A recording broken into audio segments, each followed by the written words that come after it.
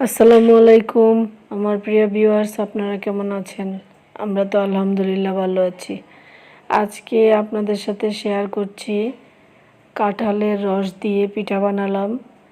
আর কাঁঠালের রসের পিঠা খেতে খুবই ভালো লাগে, তাই আপনাদের সাথে শেয়ার করছি। আমি সব কিছুই এরকমভাবে ডিপ ফ্রিজে রেখে দিই।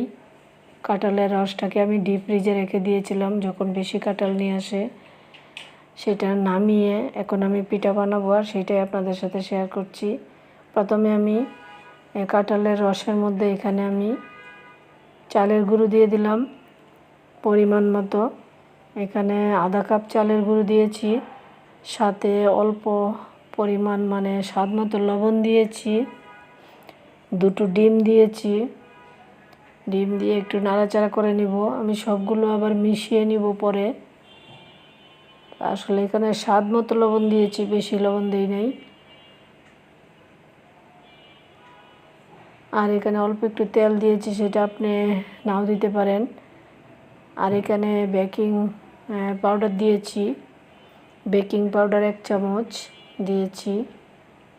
আর পরিমাণ মতো চিনি দিয়েছি, যে যতটুকু মিষ্টি খায়, কারণ মিষ্টি কিন্তু কাঁঠালের মধ্যে, কাঁঠালের রসেতে এমনিতেই মিষ্টি আছে, সেই জন্য মিষ্টিটা আপনারা কম খেলে কম দিবেন, আর যে যেরকম খায় আর কি সেই পরিমাণ।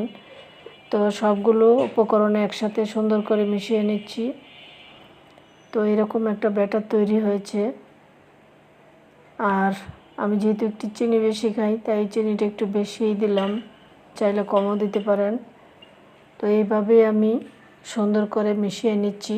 মিশিয়ে তারপরে আমরা যে কেক বানাই সেরকম একটা বাটির মধ্যে সবটা ঢেলে অল্প একটু বাদাম দিয়ে আমি ডেকোরেশন করে নিলাম। আপনি চাইলে বাদামটা নাও দিতে পারেন, তো আমার কাছে ছিল বাদাম, তাই কুচি কুচি করে দিয়ে দিলাম কাঠবাদাম, পেস্তা বাদাম।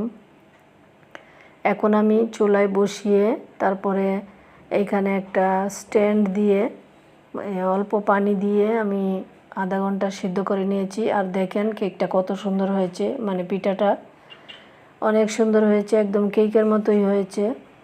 তো যাই হোক, আপনাদের সাথে শেয়ার করে ফেললাম। আশা করি আপনাদের ভালো লাগবে, আর ভালো লাগলে অবশ্যই আমাকে কমেন্টে জানাবেন। আর আমি সব সময় জানেন সব কিছু আমি ডিপ ফ্রিজে রেখে দিই। যখন যে জিনিসটা বেশি পাওয়া যায়, তো যখন বেশি কাঁঠাল নিয়ে আসে, সবটা কাঁঠাল দেখা যায় খাওয়া হয় না, তখন রস করে আমি ডিপ ফ্রিজে রসটা বক্সে ভরে রেখে দিই। আর এখন শীতকাল, দেখেন সেই রস দিয়েই আমি পিঠা বানিয়ে ফেললাম। কেমন হয়েছে অবশ্যই আমাকে কমেন্টে জানাবেন। আল্লাহ হাফেজ, সবাই ভালো থাকবেন।